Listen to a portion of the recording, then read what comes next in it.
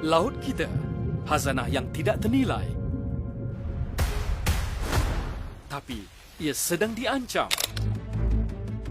Aktiviti haram, pencemaran dan pencerobohan, semua ini menggugat sumber perikanan negara.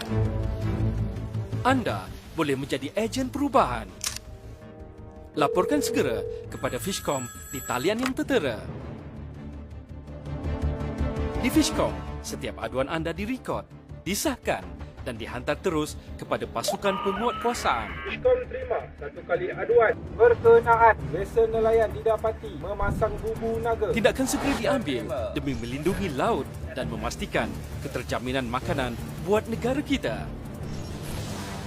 Fishcom, salurkan aduan anda hari ini kerana sumber laut kita, tanggungjawab kita semua.